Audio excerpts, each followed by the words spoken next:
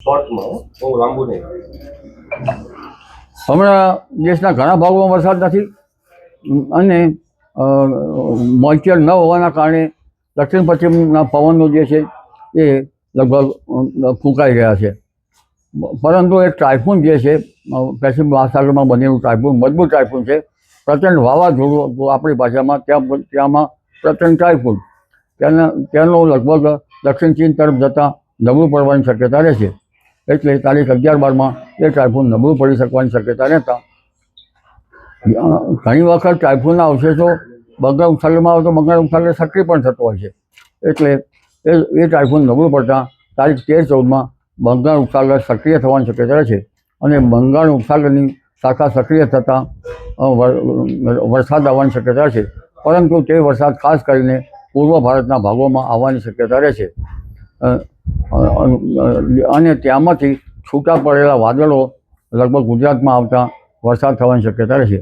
જ્યારે આસામ તરફ વરસાદ હોય ત્યારે તેને ઉલટી સ્થિતિ સિંધ ભોગવે છે. ઘણા ખાસિયતવાળા સમાન ખાસિયતવાળા ભાગો છે, ઘણા અસમાન ખાસિયતવાળા ભાગો છે.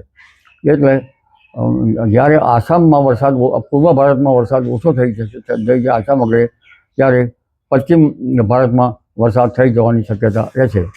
એટલે લગભગ વરસાદનું રાઉન્ડ હમણાં લોકલ સિસ્ટમના કારણે તારીખ 13થી 16માં જુલાઈમાં થવાની શક્યતા રહે છે.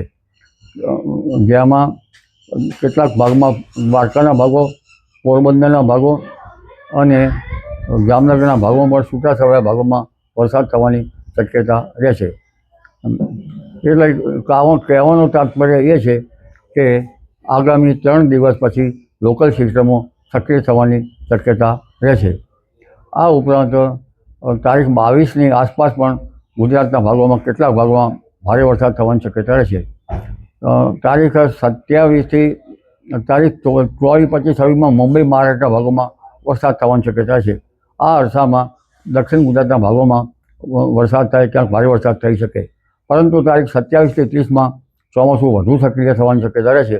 જેના કારણે દક્ષિણ ગુજરાતના ભાગો, દક્ષિણ સૌરાષ્ટ્રના ભાગો, સૌરાષ્ટ્રના અન્ય ભાગો, દ્વારકાના ભાગો, પોરબંદરના ભાગો, જામનગરના ભાગોમાં વરસાદ થવાની શક્યતા રહે અને ઉત્તર ગુજરાતના ભાગોમાં પણ લગભગ મહીસાગરના ભાગો, વડોદરાના ભાગો, પંચમહાલના ભાગો, ઉત્તર ગુજરાતના ભાગો, સાબરકાંઠાના ભાગો, અરવલ્લીના ભાગો અને પૂર્વ ગુજરાતના કેટલાક ભાગમાં વરસાદ થવાની શક્યતા રહે.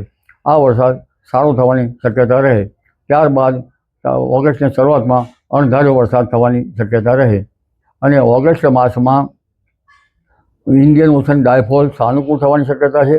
આ ઉપરાંત એમ્બ્યો વેવ લગભગ હિન્દ મહાસાગરમાં દસ્તક દઈ શકવાની શક્યતા છે. જો આ બંને શક્યતા હોય તો અલનીનોની શક્યતા હોવા છતાં પણ ઓગસ્ટમાં સારો વરસાદ થવાની શક્યતા રહેશે. ઘણીવાર ઓગસ્ટમાં ભારેથી અતિભારે વરસાદ પણ થયેલા છે. તારીખ 9 ઓગસ્ટ બાદ પણ મોટા ફોરાનો વરસાદ થવાની શક્યતા રહેશે. તારીખ 3 ઓગસ્ટ બાદ લગભગ આશ્લેષા નક્ષત્ર રહે છે ત્યાં સુધીનું પાણી કૃષિ પાકો માટે સારું ગણાતું નથી. એટલે વરાપ થઈ કુશલ ભાઈઓએ ખેતી કાર્યો કરવા સારા રહે. જી.